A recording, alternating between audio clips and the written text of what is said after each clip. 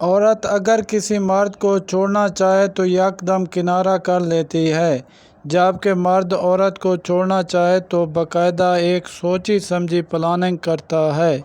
عورت کا وجود قدرت کی بے شمار نعمتوں میں سے افضل ترین نعمت ہے۔ یہ وہ نعمت ہے جو تمام نعمتوں کا مجموعہ ہے۔ جس گھر میں جوان لڑکی کے ہاتھ میں موبائل ہے، اس گھر کی چار دیواری کا کوئی فائدہ نہیں۔ کسی کو بات بری لگے تو معذرت۔ مرد میں پہلے جنسی خواہش پیدا ہوتی ہے اور پھر محبت، لیکن عورت میں پہلے محبت پیدا ہوتی ہے اور بعد میں جنسی خواہش۔ عربی کی ایک بہت خوبصورت کہاوت ہے کہ آپ جب چاہیں دور تو جا سکتے ہو، لیکن جب چاہو قریب نہیں آ سکتے۔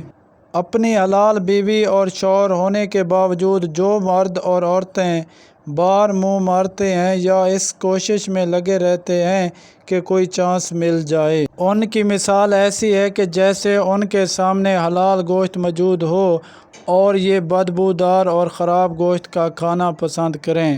حوروں کے خواب دیکھنے والوں، پہلے عورتوں کی عزت کرنا سیکھو۔ مرد کو دو جملے بول دو، مرد تمہارے لیے ایسا پاگل ہوگا جیسے مچھلی پانی کے لیے۔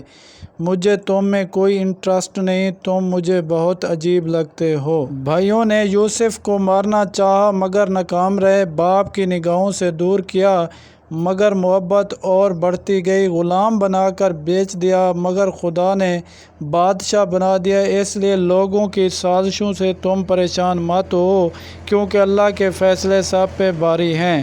اگر آپ کو ویڈیو اچھی لگی ہو تو لائک، سبسکرائب اور کمنٹس کرنا نہ بھولیں۔ شکریہ۔